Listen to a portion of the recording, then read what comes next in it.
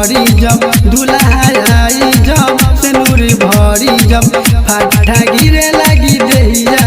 में कौन सरवा भरी सिंदूरा रे प्रियंका के मंगिया में कौन सरवा भरी सिंदूरा रे प्रियंका के मंगिया में दुल्हा आई जब सिंदूर भरी जब दुल्हा आई जब सिंदूर भरी जब फटा गिरे लगी दहिया में कौन सरवा भरी सिंदूरा रे प्रियंका के मंगिया में। डीजे मिठू राजा पटसोनी।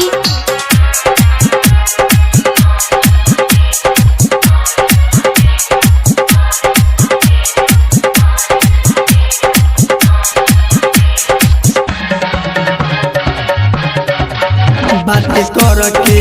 जियत रही दिन रतवारे कैसे जाए हम दीही दोसरा साथवारे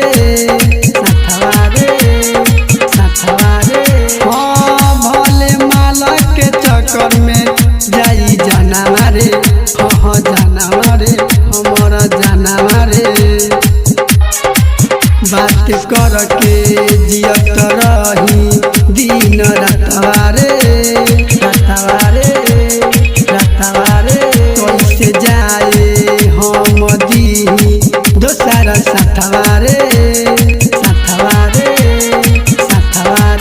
आज मरवा उखारम हमरा तके आज रात के हम रहे में अकेला लेवे देवना फेरा कबो दोसरा के साथवा में कौन सरवा भरी सिंदूरा रे प्रियंका के मंगिया में कौन सरवा भरी सिंदूरा रे प्रियंका के मंगिया में।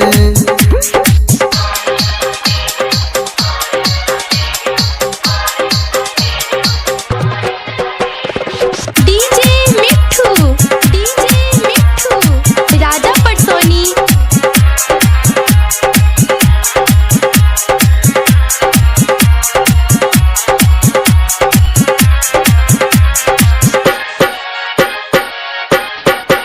राइटर मन शादी होके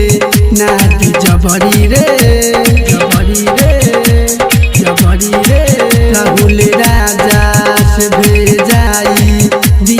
खबरी रे हाँ भरी से नूर जाओ ना रात के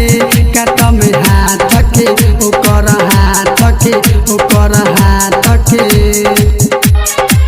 राइटर मन शादी होके नाती जबरी रे राहुल राजा से भेजाई दी खबरी रे हाँ भरी से नूर जाओ ना रात के काट में हाथ के ओकर हाथ के हमर दे हम जाना जे करी बाबाल दुल्हा रह जाई मरवे में कौन सरवा भरी सिंदूरा रे प्रियंका